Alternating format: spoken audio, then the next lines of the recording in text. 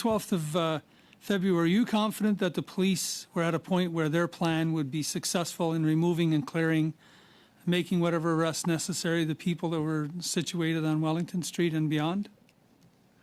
I was briefed of the plan on the 12th. I'm confident. And as I mentioned earlier, this is a plan that's in motion. It's dynamic. It's fluid because of what we're seeing on the terrain.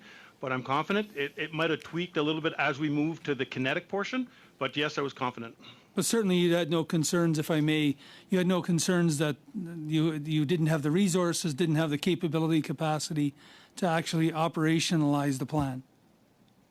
We didn't have the capability to operationalize the plan sooner, because as they were going through the plan, we noted that we needed additional special resources to address it. But not something that you would need any other legislation to attain. You could access those resources through relationships. We were planning with existing authorities that we had to demobilize. Thank you very much. The integrated command center that we had, there was actually multiple law enforcement agencies that were there. At gold level, if you wish, it was myself, Deputy Commissioner Harkin from OPP, and as well as the interim Chief of Police, Mr. Bell. Discussions ongoing on the way forward. Every plan that was set forward, we were in agreement with the plan that was going forward. So it wasn't necessarily a consensus, but everybody was in agreement as to how we're going to tackle this and the sequence of events as we move forward. OPS is one thing. I want to make clear that OPS maintained the lead throughout this. Both the RCMP and OPP were supportive throughout, but the Joint Command, there's conversation as the best way to proceed forward to address the situation.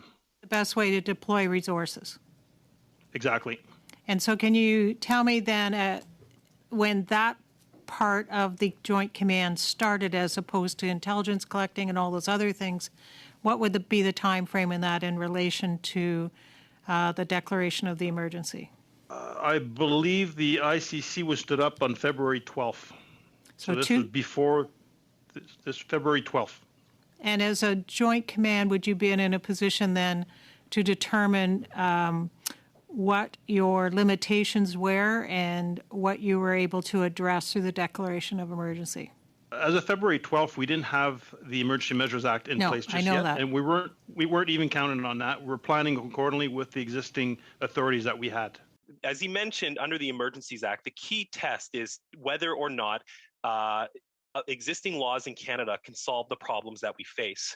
I think in the case of Ottawa, and I've been in and out of the city since the truckers' protest began, is that the actions we saw in the last couple of days are not so much a reflection of the fact that we needed the Emergencies Act, is that the Ottawa police finally started to act